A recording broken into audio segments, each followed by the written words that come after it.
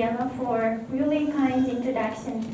It is indeed a great honor to be here to meet you all. And it was a great thanks to the invitation of Professor Yama. It was not long time ago, I was actually studying in a PhD program at WBS, and I was also attending the MBA seminar of Professor Yama. Little did I know that the seminar would be the place where I met my husband, who is here today with a 2-year-old daughter who is just focusing on smartphones.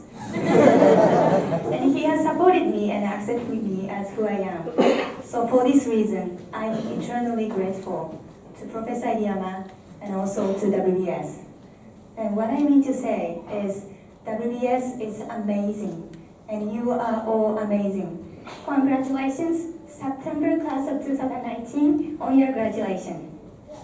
Some years ago, actually many years ago, I also graduated from the Graduate School of Foreign Service at Georgetown University with my head held high. I was an honor student, I had a wonderful resume, and I had a perfect future plan. I thought I knew what I wanted to do with my life. But something happened, and that something made me realize that the only question that I've been thinking in my life was the question of what. What I wanted to do, what I should do, or what I can do. I never thought of the question of why I was here, or the question of who I was. I never felt so lost. My future plan vanished. It was like the path that I thought I was walking on suddenly disappeared. I didn't know where I was, and I didn't know where I should be going. Some years later, when I was working at Harvard Business School, HBS, I encountered a concept that helped to illuminate my situation back then. At that time, Harvard Business School was trying to transform its education, and the new guiding principle was called knowing, doing, being. Knowing means knowledge, what you know in your head, and doing is the skills to put your knowledge into practice, and being is about who you are, understanding about who you are. In other words, knowing is your head, doing is your body, and being is your heart. And the school was reflecting on the realization that the school had put too much focus on knowing, and it would have to restore the balance between knowing, doing, being. The school also said that the being, understanding of who you are, who you really are, what you truly care about, what your heart tells you, should be the compass of your doing and your knowing. So when I was studying in a graduate school, I tried to design my life based on knowing only. I paid no attention to my being, what my heart tells me. I didn't have a true compass in my life. When I think back, it was no wonder I got so lost. To know that I didn't know my being was one thing, to know what my being is was another. So it took me almost 10 years till I finally could say, I know my being, and I'm led by my being. For these 10 years, I tried many things. Meditation, meditation, hypnotherapy, and talking to entrepreneurs. But looking back, the most effective way for me to find out my being was making things, making actual things, such as writing poems, writing stories, painting pictures, dancing, starting my personal blog. I don't know why, but I just try to do anything creative. And when you make things, or you do creative things, two things happen. One, as you use your body to make things, your head is silenced. Without this noisy head constantly speaking to you about fear, success, failure, or how others would see you, you can listen to your heart more clearly. Second, and this is what I learned from my favorite author, Elizabeth Gilbert, is that by making things, we can restore a sense of what it means to be a human being.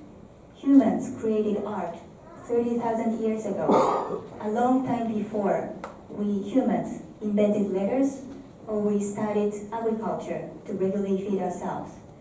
So making things for nothing, making things without any practical purpose is something that we humans have been doing throughout our history.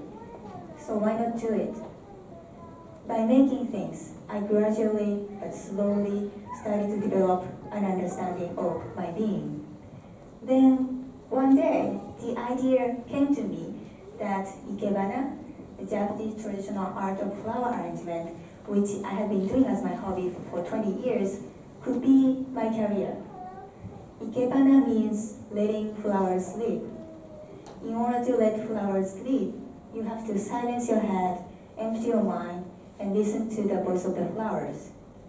Through my really painful experience, I realized that the process of ikebana was quite similar to the process of us trying to find our own being.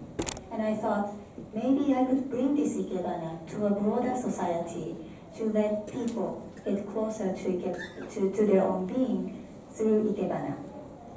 And this idea never left me. So I decided to leave Harvard Business School, the organization that I had worked for 10 years, to fully commit myself to this ikebana activity. I started the initiative called Ikeru and called myself an ikebana artist. And it was about 3 years ago, and it's been truly amazing, exciting, stimulating, inspiring 3 years. And I have no doubt that you have studied so hard at WBS, and you have learned a great wealth of knowledge, like 4P marketing, 5 processing strategy, and CAGE framework for globalization strategy. You are a master of knowing. And maybe if you think you already know your being, if you feel connected to your being, that's great.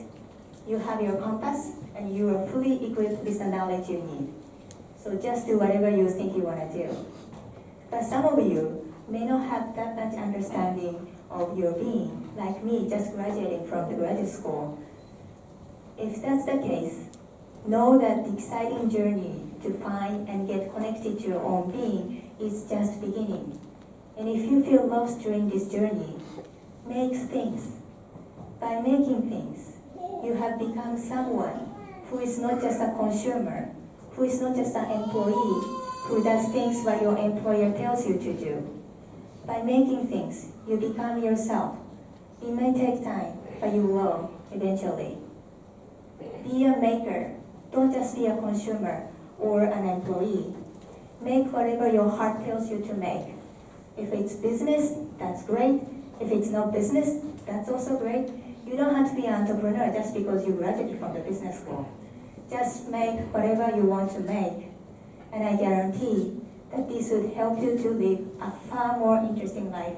And this would help you to live a life that you were born to live.